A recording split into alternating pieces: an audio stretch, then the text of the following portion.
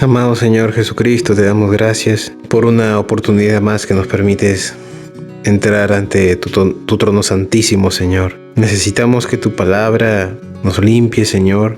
Necesitamos que tu luz nos permita observar que esta época es oscura y que necesitamos con un hambre voraz, Señor, el predicar tu evangelio, Señor Jesús. El predicarnos el evangelio a nosotros mismos.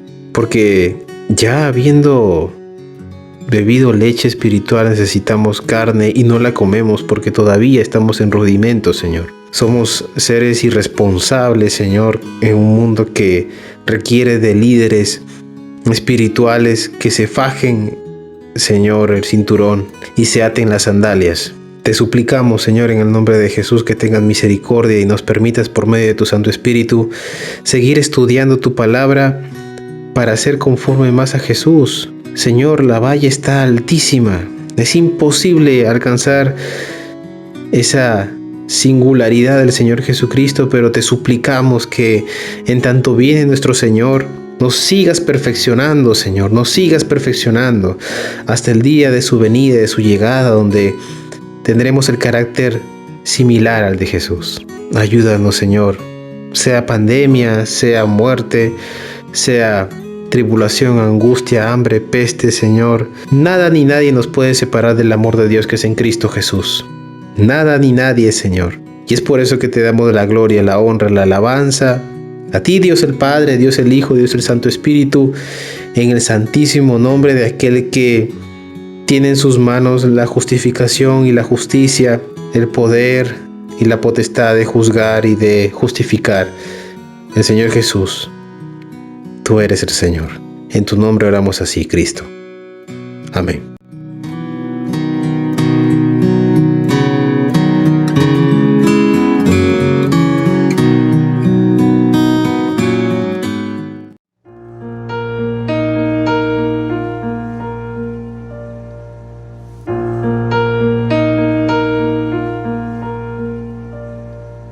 Prepara, oh Dios, mi corazón para recibir. Rompe el duro suelo en mí, ayúdame a creer. Tu palabra siembra en mí su fruto.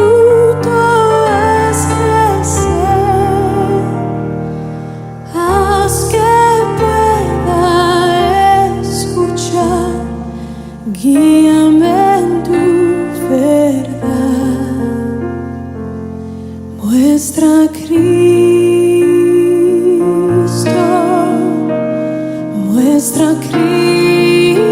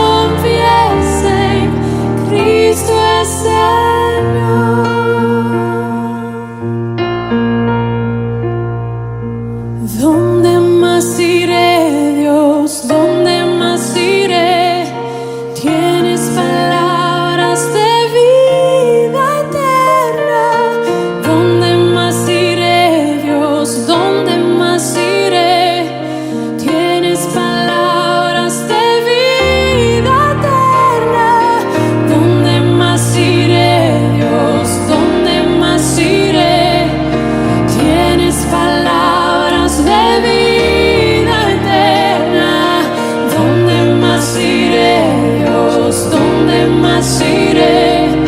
Tienes palabras de vida eterna.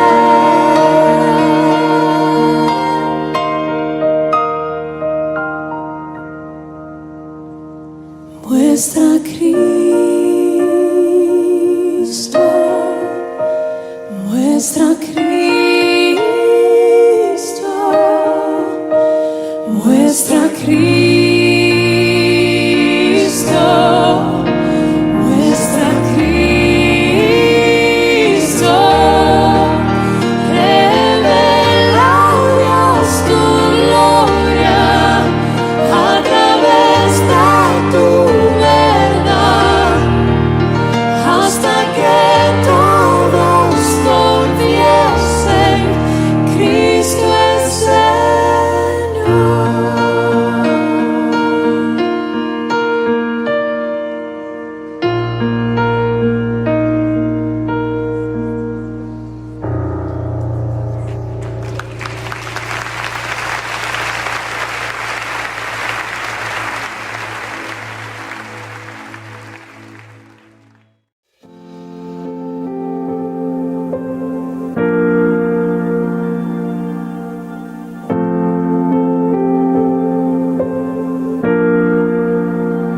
Qué gran abismo nos apartaba, cuán grande monte nos separó. En mi angustia miré al cielo, clamé a ti en mi oscuridad, y en mis tinieblas tu amor perfecto apareció y me rescató. Él ha vencido, lo hizo todo, mi esperanza está en Jesús.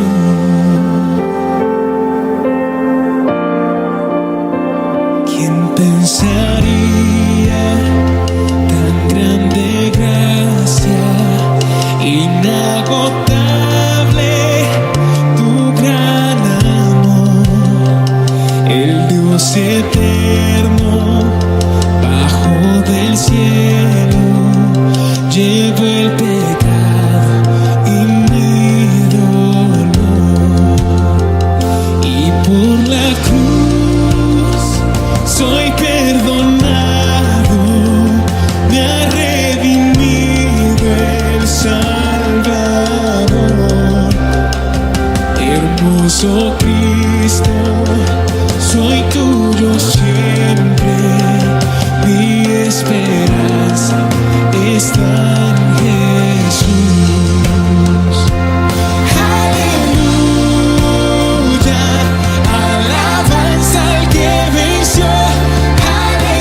Aleluya, a la muerte derrotó, las cadenas él rompió. En su nombre hay salvación, mi esperanza está en Jesús. Aleluya, aleluya, alabanza al que venció. Aleluya, a la muerte derrotó, las cadenas él rompió, y en su nombre hay salvación, mi esperanza está en Jesús.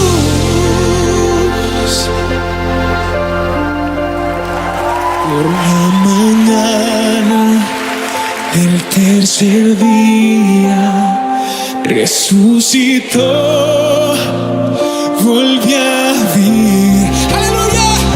El gran rugiente rompió el silencio, a la muerte derrotó. Tuya es la victoria, Dios.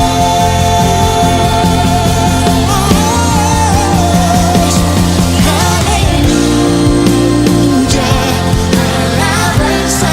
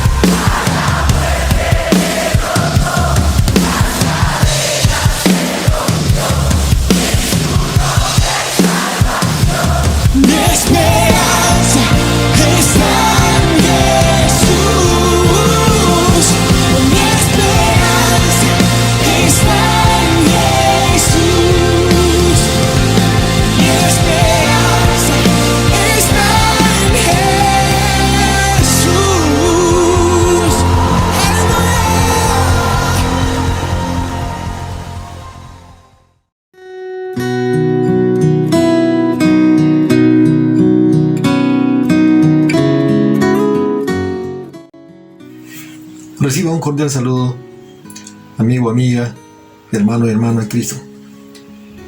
Hoy continuamos con la serie de sermones basados en el libro de los Hechos. La semana pasada estuvimos viendo la expansión de la predicación del Evangelio en Antioquía. Y vimos que el apóstol Pablo inicia su ministerio ahí en Antioquía con la ayuda, con el apoyo de Bernabé. Entonces, después de esa gran celebración, de esa alegría tremenda de la iglesia en predicar el Evangelio de Cristo, sucede algo terrible en Jerusalén. Y hoy vamos a ver que en Jerusalén existe la terrible persecución a la iglesia en Jerusalén. Hemos visto en la primera parte, hasta aquí más o menos, que podíamos considerar como la persecución de Saulo a los cristianos, pero Saulo era un celoso religioso, equivocado obviamente, pero ahora vemos en este capítulo 12 otro tipo de persecución, más radical todavía, más radical. Por eso el título de este sermón lo he considerado: la persecución a los cristianos se agudiza en Jerusalén. O sea, se vuelve más tenaz, más brutal. Entonces vemos que este es un libro de cambios. El libro de los Hechos es un libro de cambios. Es un libro de transición que va cambiando, ¿no? El ministerio de los apóstoles, que estaba enfocado en Jerusalén, y también vemos ahora ya que se está iniciando ya la predicación del Evangelio en el mundo gentil, no judío. Porque recuerden que la gran comisión del Señor Jesús, que dijo, ¿no? Pero Jesús les dijo a los apóstoles: me seréis testigos, dice, en Jerusalén, en Judea, en Samaria y hasta lo último de la tierra. Hasta ese entonces, hasta este capítulo más o menos, hemos visto, ¿no? que la iglesia siempre tenía ese celo de salir a predicar al mundo griego, al no judío. Pero vemos que la voluntad de Dios siempre ha sido de acuerdo a su plan, no al plan de los apóstoles, sino al plan del mismo Señor Jesucristo. Es por eso que vimos al apóstol Pedro yendo a predicar a Cornelio. Y entonces después él fue a Samaria, ¿se acuerdan? También para verificar lo que estaba pasando ahí cuando Felipe estuvo predicando. Entonces, todas esas luchas que tenían los judíos, ellos estaban superando, por así decirlo. Pero vemos aquí que nuevamente el Señor recuerda el mandato específico, ¿no? Entonces, el apóstol Pedro, vemos aquí también que a partir del capítulo 12 él va terminando su ministerio. Y a partir del capítulo 13 empieza con fuerza el ministerio del apóstol Pablo, el apóstol de los gentiles. Entonces, el sermón de este día es: la gran persecución, o la persecución a los cristianos se agudiza en Jerusalén. ¿Por qué? Eso vamos a verlo.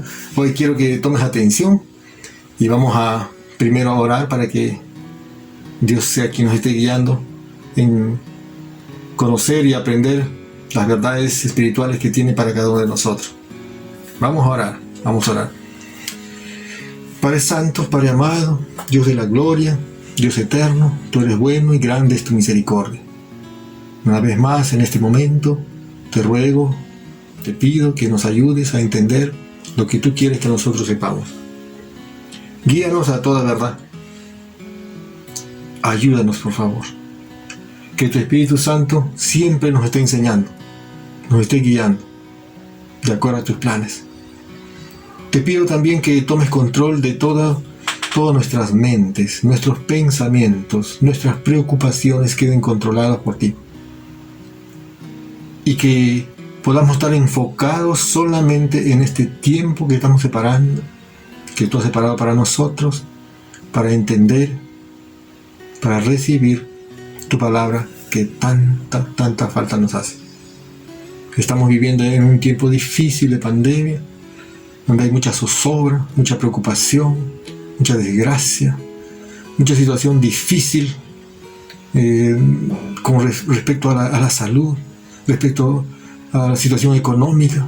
Todo ello a veces nos agobia y nos tiene muy preocupados. Ayúdanos, por favor.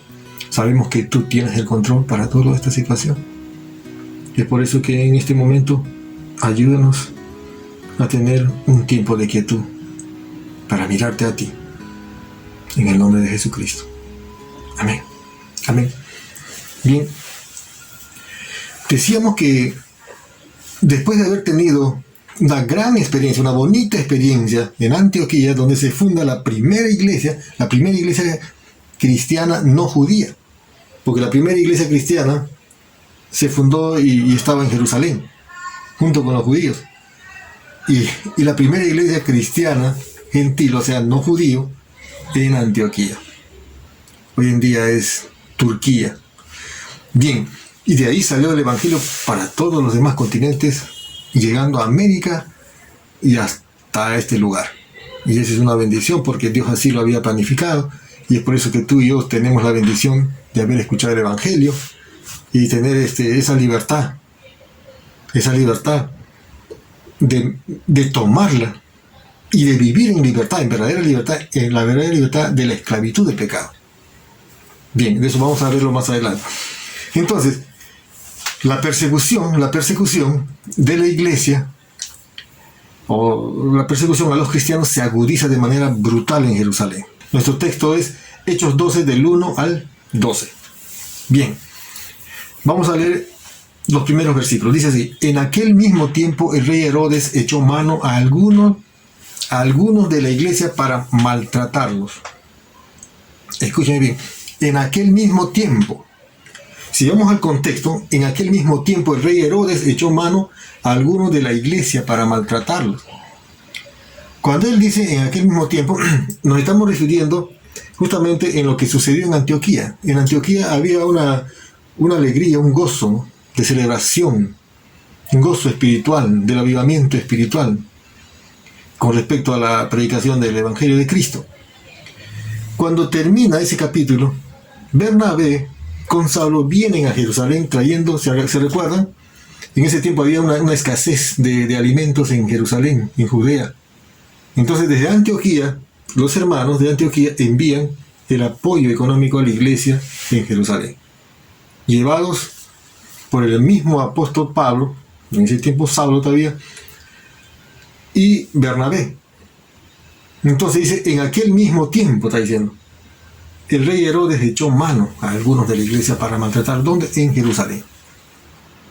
Pero aquí vamos a ver un poquito más respecto a este Herodes. ¿Quién fue este Herodes? No es el Herodes que vivió o estuvo gobernando en la época que nació Jesús. Ese Herodes se llamaba Herodes el Grande. Y sabemos que él hizo una terrible persecución también, cuando mandó matar a los niños, ¿se acuerdan? Mandó matar a todos los niños que nacían hasta los 2 años. Porque según él había escuchado que había venido ya el Mesías, el Salvador. Entonces el nuevo rey de los judíos, entonces decía, yo soy el único rey aquí. Entonces, así de celoso y ciego, empezó a decir, aquí nadie me va a quitar este reinado. Entonces mandó matar a todos los niños. Por eso que Jesús huyó. Usted la historia ya lo conoce. Después de ese Herodes, y ese Herodes el Grande terminó muriendo con gonorrea, una terrible enfermedad. Después de ese viene el otro Herodes Antipas. ¿Se acuerda de ese Herodes Antipas, el que mató a Juan el Bautista? Y el que estuvo también en la ejecución del juicio del Señor Jesucristo. Ese también murió, sabemos por la historia bíblica que dice que murió comido por gusanos. De ahí, este Herodes que estamos leyendo ahorita aquí en este tiempo ya, en aquel mismo tiempo, dice, el rey Herodes echó mano a algunos de la iglesia para matarlo. Este es el otro Herodes, el nieto de Herodes el Grande. Herodes Agripa es esto. Este también termina feo. Este fue el que mandó matar. Pues en aquel mismo tiempo el rey Herodes dice, echó mano a algunos de la iglesia. Vamos a ver a quién. Este es el nieto de Herodes el Grande. Otro hombre muy malo. Muy malo. No queremos enfocarnos mucho en la vida de él, sino vamos a ver lo que Dios hace aquí. Como dije anteriormente, ya aquí no vemos ya a un Saulo de Tarso, perseguidor de los cristianos, celoso de su fe religiosa, equivocado, tratando de hacer bien las cosas, pero estaba totalmente equivocado. Pero aquí vemos a otro perseguidor, ya no religioso, sino político. ¿Ves? Un Herodes, un gobernante, perseguidor de la iglesia. Entonces, vamos a ver aquí cuál es realmente la idea que él tenía. O sea, cuál es el provecho que él saca de esta realidad. Porque dice, en aquel mismo tiempo el rey Herodes echó mano a algunos de la iglesia para maltratarlo. Y mató a espada a Jacobo, hermano de Juan. ¿Ves? ¿Quién era Jacobo? Jacobo era un apóstol de Cristo. Dice aquí Jacobo, hermano de Juan. Digamos que este Jacobo, el apóstol Jacobo, era uno de los 3 principales apóstoles que tenía el Señor Jesús. Siempre estaba Pedro, Juan y Jacobo. Donde las cosas que el Señor Jesús hacía, donde estaban los más cercanos colaboradores de él, era uno de estos. Este era Jacobo. Entonces, este rey loco, se podría decir loco, porque quería mantenerse siempre así como su abuelo, su padre, mantenerse famoso y aceptado por el pueblo. Entonces, la única forma para que él se mantenga en el poder y aceptado y querido y admirado por el pueblo era justamente echando mano a los cristianos. ¿Por qué? Porque él se confabuló con los fariseos y los saduceos justamente para atacar al ministerio de Cristo. Es por eso que él dijo, en aquel mismo tiempo el rey Herodes echó mano a algunos de la iglesia para maltratarlo y mató a espada a Jacobo, hermano de Juan. Y eso realmente fue que causó un tremendo impacto en la iglesia, porque cada vez que un gran líder de la iglesia es atacado así, la iglesia sufre. Entonces, y como reacción de eso, o sea, como la provocación de la muerte, entonces los fariseos, los saduceos se alegraron. Dijo, ya no teníamos buen tiempo, no había quien se haga cargo de estos cristianos, porque ya recuerdan que Saulo se había convertido a Cristo y también él era perseguido. Él ha estado inclusive en Tarso, después estuvo en Antioquía, de ahí vino a Jerusalén. Entonces la iglesia tenía como un tiempo como que de paz. Ahora, ¿por qué sucede estas cosas? Si estaba como de paz, tranquilo, habían ido hasta Antioquía y ya de ahí nomás habían quedado tranquilos y los apóstoles estaban en Jerusalén. Y entonces vemos que en Jerusalén este Herodes echa mano a la iglesia. Sabemos que Dios tiene control, Dios es soberano. ¿Por qué sucede esto? Es porque Dios así lo ha permitido. Para que la gente pueda salir, los apóstoles tengan que salir. ¿Se dan cuenta? Ellos tienen que salir a cumplir la misión que el Señor les ha dado. Entonces, vemos aquí que el doctor Lucas, que escribe el libro de los Hechos, no hace mucho énfasis, solamente dice que mató a espada a Jacobo, nada más. No se sabe más, en detalle no se sabe cómo. Y también vemos acá algo interesante. Antes de ello quiero comentar, o sea, ¿cómo es que Jacobo, siendo muy cercano a Jesús, es el primer mártir apóstol que muere? Pero el primer mártir cristiano fue Esteban, en el capítulo 7 lo vimos. Pero el primer mártir apóstol fue Jacobo. Entonces, el Salmo 116:15, estimada a los ojos de Jehová es la muerte de sus santos. A veces nosotros podemos decir, ¿cómo es posible que haya muerto ese siervo? ¿Cómo es posible que pase una situación así si este era un buen hombre? A todos nos ha pasado. Yo también he tenido una situación así cuando he tenido un líder, un mentor, y de pronto él enfermó y me dio pena. Sentí pena cuando falleció. Pero ¿qué dice el Señor respecto a la muerte de sus hijos? Salmo 116:15. Estimada es a los ojos de Jehová la muerte de sus santos. Dichoso, feliz es Dios cuando sus hijos van a su encuentro. Estimada es a los ojos de Jehová la muerte de sus santos. O sea, para nosotros humanamente, la muerte es algo inesperado, es algo indeseado aquí, pero para Dios no. Entonces, que cuando muere Jacobo, la iglesia no hizo lo mismo que cuando hizo con Judas. ¿Se acuerdan? Cuando Judas murió, él se eligió un sucesor. Porque cuando el Señor hace un plan, Él los va a cumplir. Él los va a cumplir. Y él había elegido a 12. Y cuando Judas realmente salió, se vio como un apóstata y murió, entonces se eligió a su reemplazo. Y los hermanos de la iglesia eligieron a Matías, y después el mismo Señor Jesucristo confirmó que el elegido fue Saulo. Entonces, vemos aquí que con la muerte de Jacobo, ya la iglesia no eligió a otro apóstol. ¿Por qué?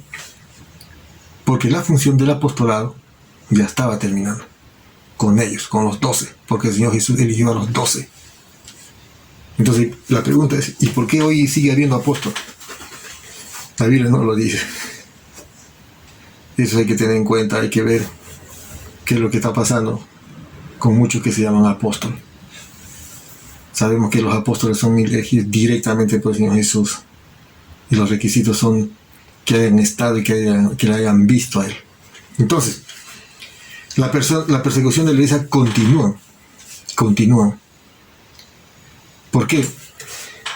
Vemos también que con la muerte de Jacobo, sabemos que era muy querido en la iglesia en Jerusalén, porque tenía un cargo muy importante, era el pastor en la iglesia. Y es de imaginar que los hermanos han sufrido mucho. Pero vemos que Dios es el que establece a quién lo lleva y a quién no. ¿Por qué? Porque la obra tiene que continuar. Vemos aquí que los hombres son los que pasan, pero la obra del Señor continuará. ¿Hasta cuándo? No lo sé. Solamente Él lo sabe. Entonces, ¿por qué esto es así? Porque la obra no es de hombres. La obra no es mía. No es del pastor tal o del famoso predicador tal. No. Todos ellos son instrumentos. La obra es del Señor Jesucristo. La gloria y la honra es para Él. Es que muchos no se entienden eso. Muchos tienen cierta duda de esto. No es que hace el hombre. No. Nosotros no tenemos ningún mérito. Nosotros tenemos un privilegio nomás. Él dice que nosotros somos utensilios que Él quiere usar para honra.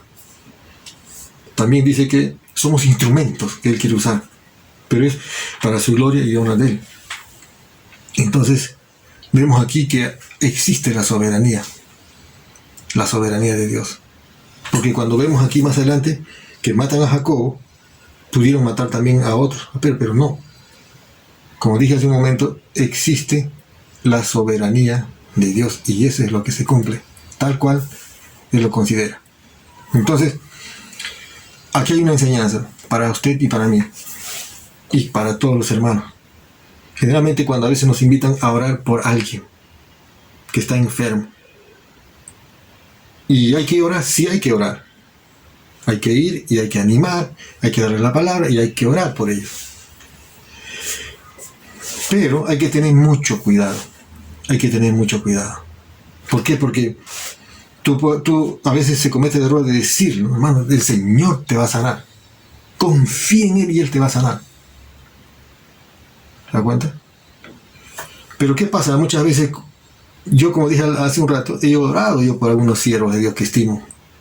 Y tanto orar y orar y orar, y después me di cuenta después que el Señor se lo llevó. ¿Por qué? Porque Él es así, Él es soberano. Él decide a quién lo sana y a quién se lo lleva.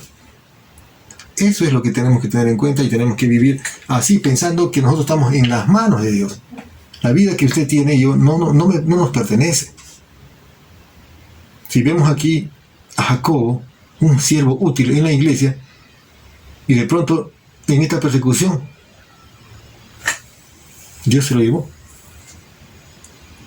Pero vemos que Dios permite a veces estas cosas, porque hay algo que nos enseña a veces. Pero en este caso vemos aquí que Dios es soberano.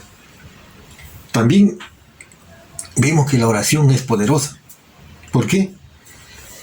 Porque la oración que nosotros hacemos no debe descansar en nosotros o en nuestros méritos, sino debe descansar en el poder de Dios. Ahí es donde hay muchos problemas hoy en día, mucha confusión. Pero si hemos estado orando, ¿no? A veces queremos hacer las cosas según como nos parece o como creemos que debe ser, sino debemos dejar que Dios obre y haga su voluntad. Siempre aceptarlo. Siempre, porque el Señor Jesús nos enseñó así, que debemos esperar en Él y que se haga su voluntad. Entonces, en este primer punto, la persecución de Herodes a la iglesia.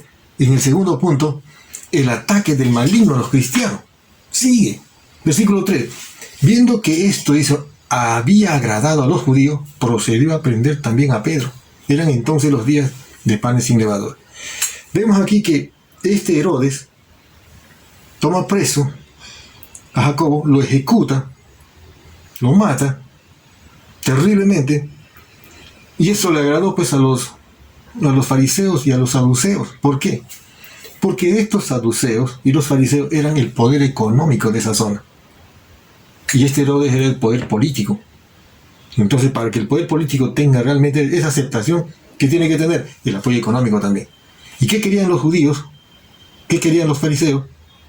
La persecución a los cristianos. Entonces, como él actuó en contra de Jacobo, en contra de la iglesia, en contra de los cristianos, entonces los fariseos se alegraron cuando este Herodes mató a Jacobo. Entonces, esto está bien, esta es una buena idea, digamos que es un buen decreto que he dado. Entonces, voy a tomar también a este otro líder, Pedro, porque Pedro estaba ahí. Y aquí vemos, el ataque así feroz del maligno al cristiano. Porque el versículo 3 dice, y viendo que esto había agradado a los judíos, procedió a prender también a Pedro. Eran entonces los días de panes sin levadura. Es muy triste saber que estos fariseos, estos escribas, conocían la ley de los 10 mandamientos. Conocían lo que Dios decía. Y que ellos supuestamente lo estaban cumpliendo, porque eran los legalistas. ¿Se da cuenta? Pero vemos aquí una contradicción de estos fariseos, que ellos eran los que debían estar predicando el amor de Dios, el arrepentimiento, la relación con Dios. Pero sin embargo, cuando ellos ven que matan a Jacobo, se alegran, incumpliendo ¿qué? El segundo mandamiento. Porque el primer mandamiento es amar a Dios sobre todas las cosas, y el segundo es ama a tu prójimo como a ti mismo. Entonces, aquí dice que ellos se alegraron, se habían alegrado. Porque dice, y viendo que esto había agradado a los judíos, o sea, a los fariseos, procedió también a prender a Pedro, tomarle preso. Entonces, eso es lo triste, ¿no? Eso es lo triste. Vemos aquí que el celo religioso sin misericordia es pecado. Y muchas iglesias también caen en eso. Muchos hermanos también erróneamente caen en eso. Cuando un hijo de Dios, un hermano, comete pecado, y muchas veces en vez de ayudarlo o restaurarle, es atacado, es lapidado. Y de eso realmente hay que tener misericordia, hay que pedir que Dios nos ayude. Y tener misericordia así como Dios tiene misericordia de usted y de mí. Y mirar con los ojos de Cristo, ¿no? O sea, cómo Cristo nos ve a nosotros. Nosotros somos así, somos infieles, somos personas falibles, con defectos. Y a veces nosotros cuando vemos a un hermano que falló en algo, no somos así. Tenemos que mirar con misericordia y tratar de restaurarlo. Porque ese es el mandato del Señor. Porque debemos amar, dice, a nuestros semejantes, como a nosotros mismos. También no rechazar a aquella persona que no comparte su fe, o sea, no es cristiano, como nosotros. lo que tenemos que hacer es llevar el mensaje, porque ese es el mandato, de eso estamos estudiando, de predicar el Evangelio de Cristo. ¿Y cómo vamos a predicar? ¿Atacando? ¿Acusando? No. Si todos tenemos defectos. Solamente con la diferencia que hay en que algunos somos cristianos y otros no. Pero los que somos cristianos tenemos que ayudar y apoyar a aquellos que no lo son. ¿Con qué? Con la palabra de Dios. Con la palabra de Dios tenemos que decir, aquí dice la palabra de Dios. Y para eso la palabra tú tienes que vivirlo, o sea, tiene que estar visible en ti. ¿Te das cuenta? Porque la gente no lee la Biblia, sino la gente lo lee a usted. ¿Cómo lo lee? En su comportamiento, los frutos de arrepentimiento. Entonces, vemos aquí que estos judíos se alegraron por la desgracia de otro, en este caso, de la muerte de Jacob. Versículo 4. Y habiéndole tomado preso, le puso en la cárcel, entregándole a 4 grupos de 4 soldados, para que lo custodiasen, y se proponía sacarle, al pueblo después de la Pascua. O sea, justo en esa fecha se celebraban los panes sin levadura, la Pascua. Entonces, como es una fecha muy importante para los judíos, este Herodes no podía causar, digamos, ejecución de violencia, porque en ese momento estos judíos estaban celebrando, ¿no? Supuestamente la devoción a Dios, el amor, no al prójimo, el amor a Dios. Entonces, que se vea una ejecución va a decir, esto no coincide. Entonces, este hombre malo, este Herodes, dijo, no, cuando termine esta fiesta, cuando se vayan un poco de estos judíos, ahí nuevamente voy a actuar contra Pedro, y mi popularidad va a subir, y la aceptación va a estar bien conmigo. Esa era su intención. Esa era su idea de él. Porque aquí dice, habiéndole tomado preso, le puso en la cárcel, entregándole a 4 grupos de 4 soldados cada uno para que lo custodiasen, y se proponía sacarle, dice, al pueblo después de la Pascua. Pedro era conocido, el apóstol Pedro. Pedro, dice aquí, fue el que estaba más cerca de Jesús. Y Pedro tenía un ministerio realmente asombroso y poderoso. Tanto así que cuando él caminaba, dice, y pasaba, dice, cerca de las personas que están enfermos, y su sombra le cogía a esta persona, inmediatamente era sanado. Pedro fue el hombre cercano a Jesús. Pedro estaba siempre con él. Entonces dijo, este es un líder principal, este es fuerte, este es un líder, como quien dice, como decir, ¿no? Claramente, este es un pez grande de la iglesia. Entonces lo tomó preso y lo tenía ahí hasta que pase la fiesta. Y cuando pase la fiesta de la Pascua, inmediatamente lo va a sacar a ejecutarlo. Eso fue la intención de Herodes. Y aquí vamos a aprender algo importante. Entonces, vemos que Pedro era una pieza fundamental y bien fuerte, bien conocido en la iglesia. Aquí dice, le puso en la cárcel entregándole a 4 grupos de 4 soldados cada uno. 4 por 4, 16 guardaespaldas, 16 soldados para cuidarlo. Lo que comúnmente en esa época, a un prisionero, así más o menos cualquier prisionero peligroso, con un solo soldado nomás atado de la mano a su otra mano era suficiente para cuidar. Y a los demás prisioneros generalmente era para echarle al calabozo y cerrarlo, y con sus cerraduras, y ya está. Pero vemos aquí que a Pedro, 16 soldados para cuidarlo. Porque Pedro, ya sabemos que tenía la fama, pues, de que por ahí por el capítulo 4 hemos visto que él también fue llevado al concilio, ¿se acuerdan? Y que le echaron a la cárcel, después salió y después estaban predicando nuevamente en las calles, predicando el Evangelio de Cristo. Dijeron, los judíos ya sabían, esos fariseos sabían que Pedro tenía esa actitud de salirse y ir a predicar. Entonces, seguramente le dijeron ahí a este Herodes, asegúrate de que ese no salga. Entonces, ¿cómo se asegura? Con más protección, más seguridad. 16 hombres para cuidar. Grupos de 4 soldados cada uno, dice, no, 4 por 4, 16, para que lo custodiasen, y se proponía sacarle al pueblo después de la Pascua. ¿Qué es lo que sucede aquí? Capítulo 5, versículo 5. Así que Pedro estaba custodiado, dice, en la cárcel, pero la iglesia hacía, ¿qué cosa acá? ¿Qué estaba haciendo la iglesia? Punto número 3.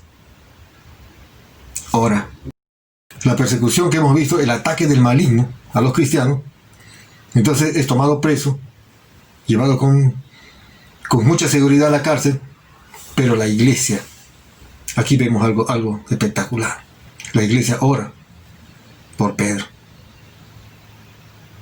Cuando aquí vemos que el poder religioso, el poder político, el poder religioso, los judíos, los fariseos, los escribas, el poder político, este rey malo, malvado, están en contra de los cristianos. Y cuando hemos visto hace poco nomás que Jacobo fue ejecutado por ser cristiano, por predicar el Evangelio de Cristo, ahora también lo vemos a Pedro ya preso y también listo para que le suceda lo mismo que le pasó a Jacobo, o sea, la ejecución. Entonces, ¿cómo se habrán sentido los hermanos de la iglesia en Jerusalén? Hemos visto aquí lo duro que ha sido, lo terrible que ha sido con Jacobo. Ahora Pedro está preso también, entonces va a pasar lo mismo. Están esperando que solamente pase esta fecha de fiesta de la Pascua para que él también sea ejecutado. Aquí la iglesia no debe quedarse con los brazos cruzados. Aquí dice la iglesia hacía sin cesar oración a Dios. ¿Por quién? Por Pedro. Cuando toda puerta se cierra, todas las puertas están cerradas para ti, para un hijo de Dios. Las puertas de Dios siempre están abiertas, siempre está al alcance tuyo. ¿Y cuál es? La oración. Y eso es lo que menos hacemos. Ahí está. Así que Pedro estaba custodiado en la cárcel, pero la iglesia hacía, dice, sin cesar oración a Dios por Pedro. Ahí está. Tenemos la salida. Tenemos situaciones que parece que ya no hay salida, ya no hay trabajo, estamos enfermos, no hay medios económicos, estamos en desesperación. ¿Y qué es lo que pasa muchas veces? Eso nos bloquea y no nos acercamos a Dios para orar. Tenemos que pensar lo que está escrito aquí. Todas las puertas estaban cerradas para Pedro. El poder religioso en contra, los mismos judíos, los mismos personas en contra de Pedro. El poder político ya tenaz, brutal, porque ya vimos lo que había pasado también con Jacobo. Entonces realmente la iglesia no tenía mucha esperanza. O sea, los hermanos decían, ya aquí va a pasar lo mismo que sucedió con Jacobo. Ahora, ¿por qué crees que hay esta persecución? Como dije hace un momento, al inicio. La persecución contra la muerte de Jacobo, ahora ya lo tomaron preso a Pedro. ¿Por qué crees que hay esta persecución? ¿Por qué hay esa dificultad de predicar?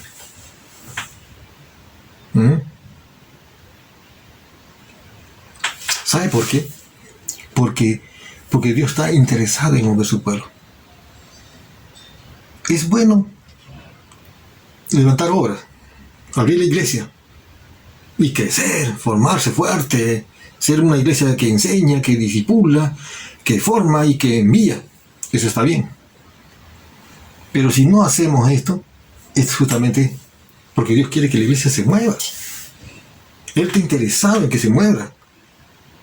No estemos quietos en un solo lugar. Tenemos que tener la visión que Él dejó y de predicar a todo el mundo. Toda iglesia tiene que ser una iglesia misionera. Si no, no estaría cumpliendo el mandato del Señor. Si fuera una iglesia, y por más pequeña que sea, siempre para las misiones. Vamos a ver.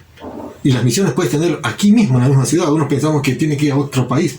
Si Dios nos da esa oportunidad, ¿por qué no hacerlo? Pero aquí mismo también podemos tener misiones. En la misma ciudad. En una iglesia, un grupo va creciendo, va formándose, y también estamos enviando. Si no, Dios te va a inquietar y te va a pasar cosas como esta. Porque Jerusalén estaba enfocado solamente en predicar al mundo judío, a los judíos nada más. Pero hemos visto que Dios se ha ido moviendo y entonces ha ido saliendo. Y por eso que dije, a partir del capítulo 13, vamos a ver que empieza, ¿no?, el evangelio al mundo gentil, fuera de los judíos.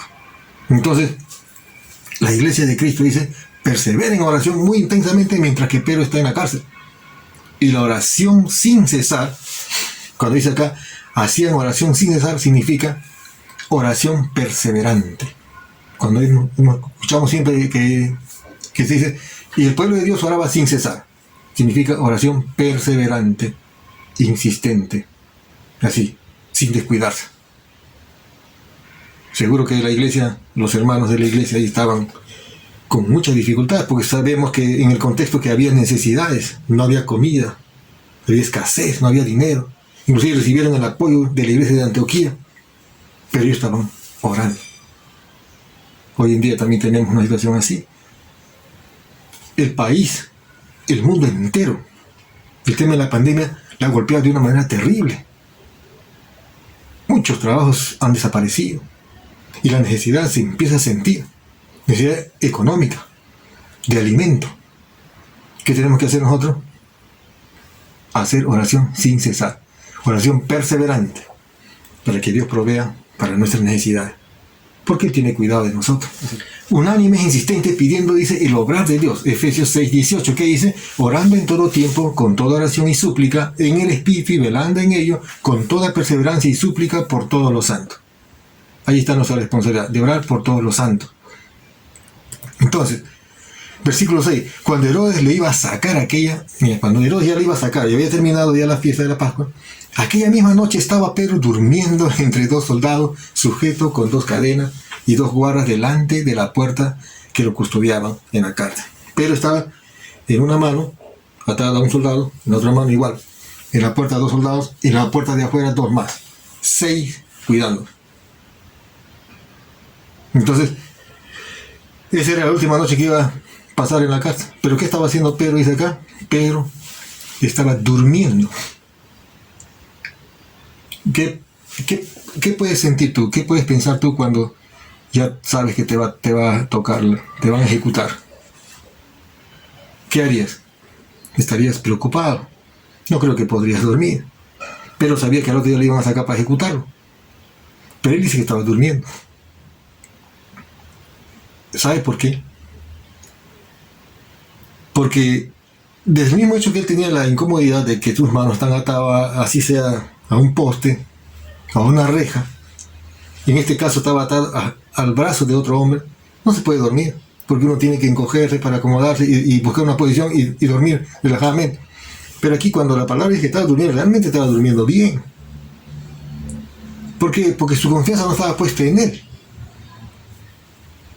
Él sabía lo que dice la palabra. El Salmo 4:8 dice, yo me acosté y dormí, dice, porque solamente Dios me hace vivir confiado. En paz me acostaré y así mismo dormiré, porque solamente Dios me hace vivir confiado. La situación de él era terrible, terrible. Él estaba ya esperando nomás la ejecución. Pero sin embargo, una noche él estaba durmiendo. Durmiendo. No durmiendo porque estaba cansado, sino porque estaba confiado en el Señor. Porque él decía, si me voy, ya estoy en la presencia de Dios. Y si me voy a quedar, es para cumplir propósito. Versículo 7. Y aquí dice que se apareció un ángel del Señor y una luz resplandeció en la cárcel. Y tocando a Pedro en el costado, le despertó diciendo, levántate pronto. Y las cadenas se cayeron de las manos. Eso es el plan divino de Dios. Hebreos 1:14. Hebreos 1:14 dice, los ángeles están al servicio de Dios para ayudar a los santos. O sea, los ángeles están al servicio de Dios para ayudar a los santos, a los hijos de Dios. El plan era esto, de ejecución a Pedro. Pero ese fue el plan de los hombres. Pero Dios tiene otro plan. Él estando cuidado totalmente, muy seguro para que nadie pueda entrar ni sacar. Sin embargo, mira el ángel. Entró aquí, dice, y aquí que se presentó un ángel del Señor y dice, y una luz resplandeció la cárcel. Y tocando a Pedro, levántate pronto. Y las cadenas se cayeron a las manos. ¿Qué más dice? Y le dijo el ángel, cíñete y átate las sandalias. Y lo hizo así. Cuando el ángel le está dando esa indicación, ¿pero qué cosa hace? Obedecer. Tú y yo tenemos que estar atentos a la voz de Dios. Hay que obedecer. Hay muchas veces que tenemos que hacer, pero no obedecemos. Pero aquí mira, cíñete y átate las sandalias. Y lo hizo así, o sea, él obedeció. Y le dijo, envuélvete en tu manto y sígueme. Y todavía le dijo lo que tiene que hacer. Versículo 9. Y saliendo, dice, le seguía, pero no sabía que era verdad lo que hacía el ángel. O sea, él estaba así, medio sorprendido. Sino que pensaba que venía, dice, que veía una visión. Él pensaba que estoy soñando, este es un sueño, creo. Versículo 10. Y habiendo pasado la primera y la segunda guardia, llegaron a la puerta de hierro que estaba a la ciudad, la cual se les abrió por sí misma, y salidos pasaron una calle, y luego el ángel se apartó de él. Hasta ahí es el trabajo de este enviado de Dios. Los ángeles están a disposición de Dios. Y eso es lo que hizo él. Fue y cumplió la misión. El ángel no le dio otra indicación. Solamente que se alistara, que se ponga la ropa y que salga. Pedro dice, volviendo en sí, dijo, ahora entiendo verdaderamente que el Señor ha enviado a su ángel y me ha librado de la mano de Herodes y de todo lo que el pueblo de los judíos esperaba. O sea, él recién entiende eso. El versículo 12, y habiendo, dice, considerado esto, llegó a la casa de María, la madre de Juan, el que tenía por sobrenombre Marcos, donde muchos estaban reunidos, ¿qué cosa haciendo? Orando. La iglesia en ese tiempo, básicamente era en las casas.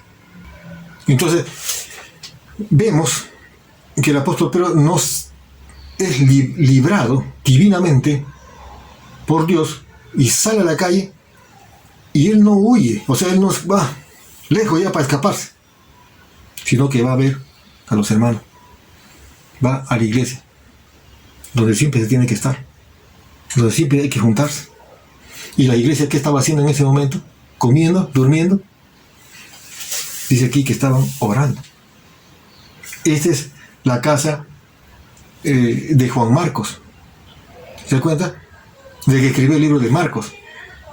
Porque aquí dice, y habiendo considerado esto, llegó a la casa de María, la madre de Juan, el que tenía por sobrenombre Marcos, donde muchos estaban reunidos orando.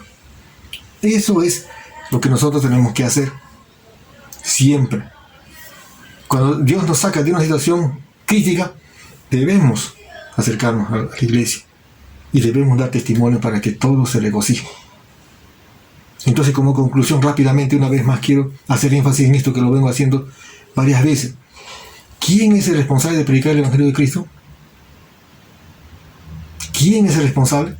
Todo creyente que teme a Dios, todo creyente que tiene a Dios en su corazón y que le ama, dice, con tanta intensidad, con tanta pasión, que quiere proclamar el Evangelio de salvación, lo que nuestro Señor nos ha dejado.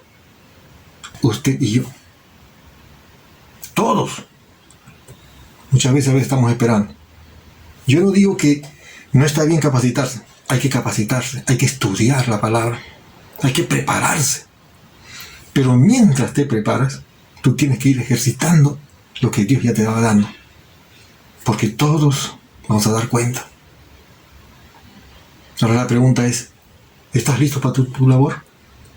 ¿Qué estás esperando? ¿Qué estás esperando? En presencia de Dios y de Cristo Jesús, que ha de venir en su reino y que juzgará a los vivos y a los muertos, que te doy este solemne encargo. Predica la palabra, persiste en hacerlo, sea oportuno o no, corrige, reprende y anima con mucha paciencia, sin dejar de enseñar. Sin dejar de enseñar. Todos hemos sido dotados de dones y talentos que vamos a tener que dar cuentas. No digas que no puedes compartir la palabra. No digas que no puedes dar testimonio. No digas que no puedes animar. Si no tienes eso, si tú dices eso y no tienes, entonces hay algo que está pasando en ti, que probablemente no has entendido. Porque todo aquel que ha tenido un encuentro con Jesús nunca es lo mismo. Nunca es lo mismo. Siempre hay un cambio, un impacto que Dios causa en el hombre. Que hay un cambio de rumbo. Es por eso que tú y yo, como hijos de Dios, necesitamos predicar la palabra de Dios. Necesitamos llevar la palabra de Dios. Necesitamos prepararnos la palabra de Dios. Estudiar la palabra de Dios. Y vivir la palabra de Dios. ¿Para qué? Para que podamos cumplir. Hemos sido dotados por Dios. Dones y talentos que Él nos dio. que no es tuyo ni es mío, sino es de Dios. Y para que yo pueda usar eso, realmente yo necesito estar a cuenta con Él. Yo necesito vivir para Él. Yo necesito que mi vida esté realmente dirigido por Él. Mis pensamientos, mis ojos, mi boca, mi vida entera. No pierdas más tiempo. No pierdas más tiempo. Todos vamos a dar cuenta. De todo. De todo. Porque nosotros no tenemos nada. Ni siquiera la vida que usted tiene es tuya. El Señor Jesús dijo, yo soy el camino, la verdad y la vida. Entonces la vida que yo tengo es de Dios. Y yo necesito usarla realmente para los planes que Dios ya lo estableció. Porque vemos realmente que hay consecuencias de no obedecer. Eso lo vamos a ver en otra oportunidad. Porque todo árbol que no da buen fruto es cortado y echado al fuego. Ese es otro tema que muy tremendo, muy bueno, muy importante, que usted y yo tiene que ser consciente de que eso sí está.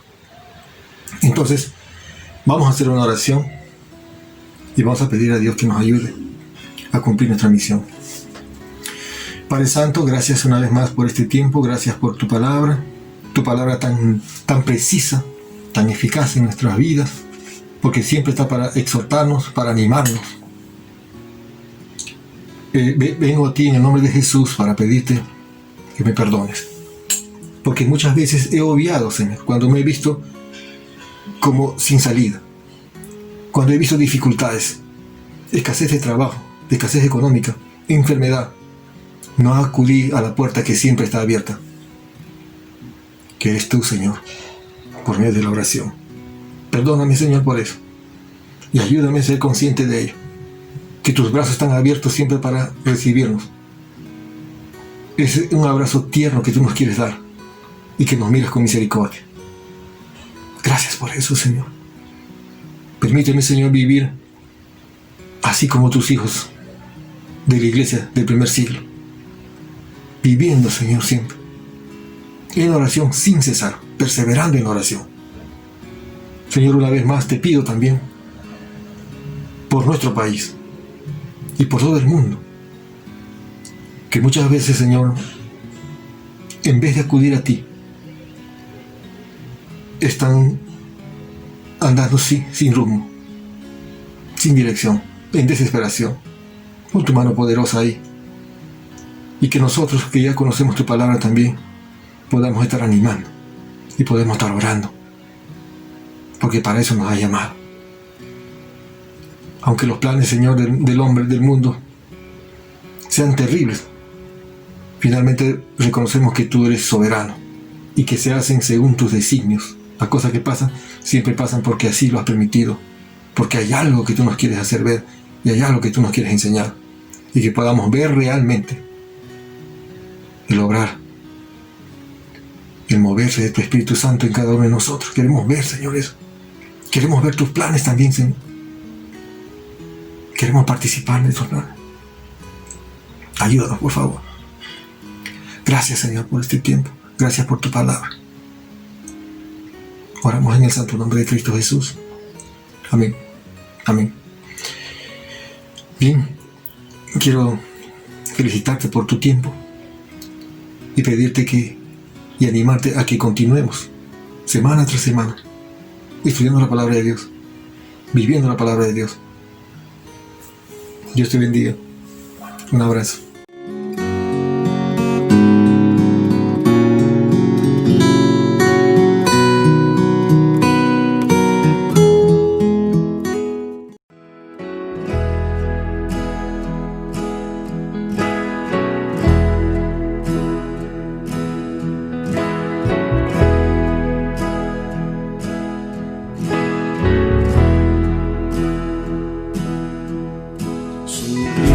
Sublime gracia del Señor, que a un infeliz salvó. Fui ciego, mas hoy veo yo, perdido y Él me halló.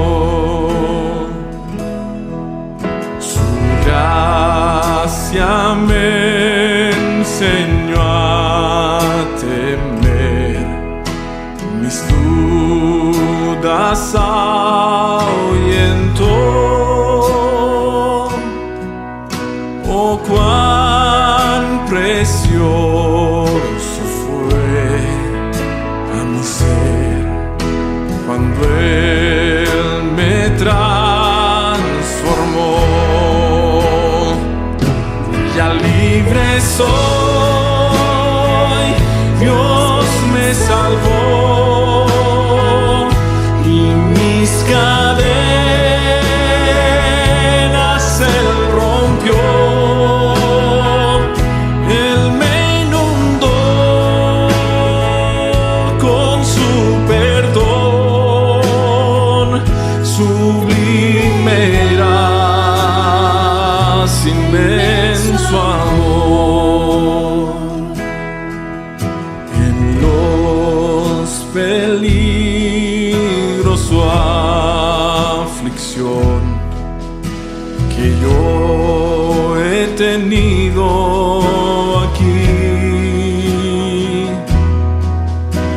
su gracia siempre me libró y me guiará feliz.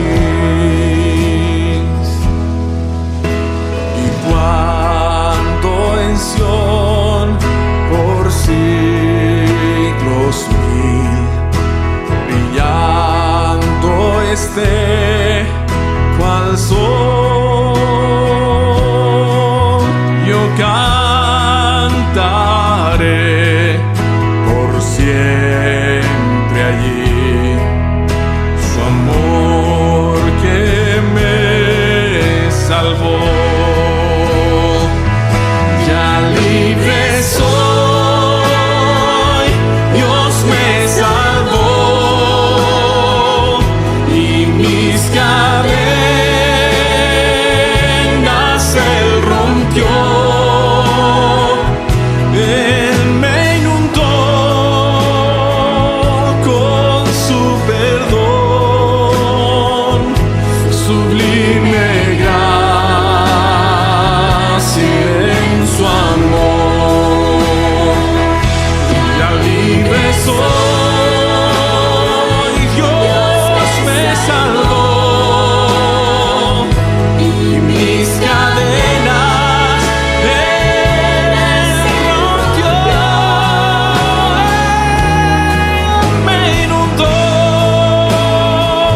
con su perdón, sublime gracia en su amor, sublime gracia en su amor, sublime gracia en su amor.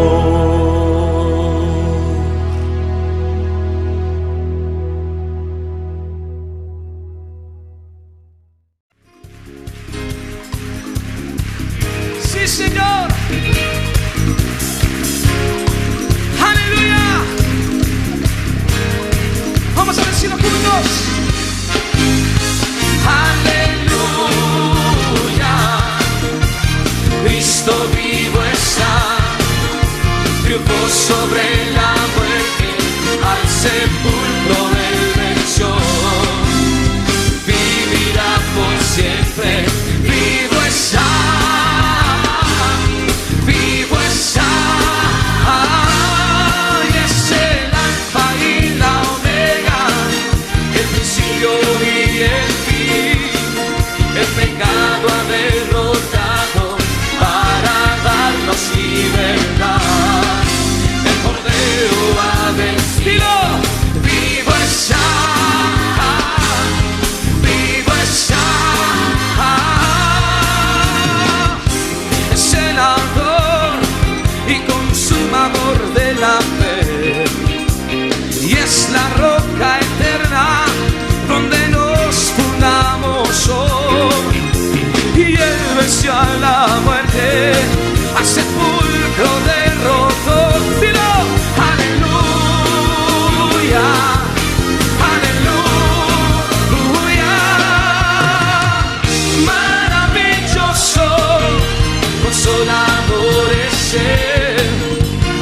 nuestro eterno Padre es el príncipe de Jesucristo. Jesucristo ha vencido, vivo está, vivo está. Aleluya, Cristo vivo está, triunfó sobre la muerte, al sepulcro él venció. Vivirá, vivirá por siempre, vivo está, vivo está. Y es el alfa y la omega, el principio y el fin. Sí, Señor, el pecado ha derrotado para darnos libertad. El Cordero ha vencido, vivo está, vivo está.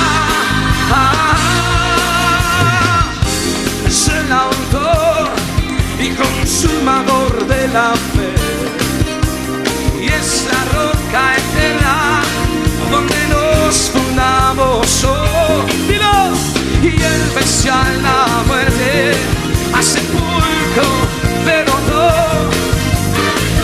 Oh, aleluya, aleluya. Hey, maravilloso, consolador es él, nuestro eterno Padre es el príncipe de paz. El Cordero ha vencido, vivo está, vivo está. Aleluya, Cristo vivo está. Dilo, iglesia, triunfó sobre la muerte, al sepulcro